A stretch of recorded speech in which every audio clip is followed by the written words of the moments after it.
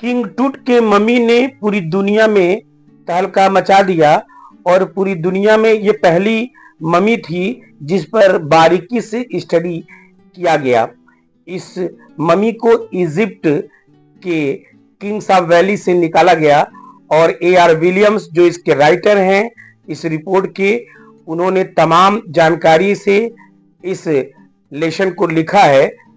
और British archaeologist Howard quarter ने इस मम्मी को 1922 में द वैली ऑफ किंग्स से खोजा अपने टीम को लेकर के। यह एक बहुत भयानक क्षेत्र था। इस मम्मी को निकाल करके उन्होंने तमाम बातों की जानकारी अर्जित किया।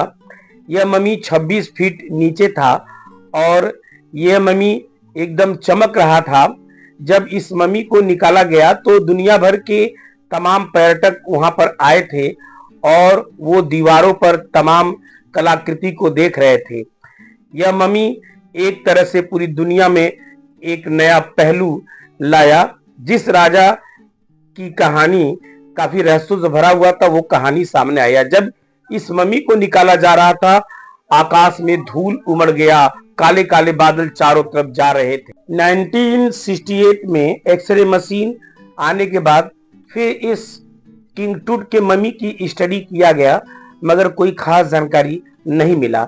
उसके बाद जब 2005 में 5 जनवरी को इसकी स्टडी करने के लिए इसको सीटी स्कैन में डाला गया तो इजिप्ट के रिसर्च विभाग के डायरेक्टर जाही हवास ने तमाम आश्चर्य व्यक्त किया।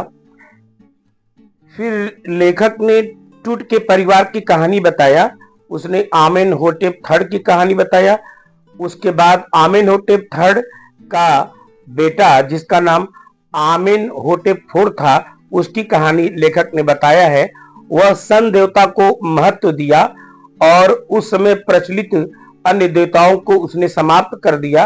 वह राजधानी थीब से आखेनटाटन ले गया जो वर्तमान समय में आज भी उपस्थित है। उस समय शिकागो यूनिवर्सिटी के जो विद्वान रे जॉनसन थे उन्होंने प्रूव किया कि ये राजा काफी निरंकुश था। उसने अमुन गार्ड के हर मंदिरों को तोड़वा दिया। उसके बाद अगला किंग इसमेन खाकरे आते हैं और अंत में इस वंश का टूट राजा हुआ जिस पर स्टडी चल रही थी।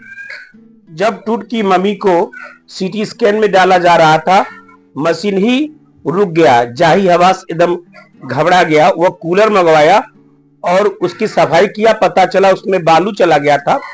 उसके बाद फिर तमाम जानकारी प्राप्त किया गया कंप्यूटर से।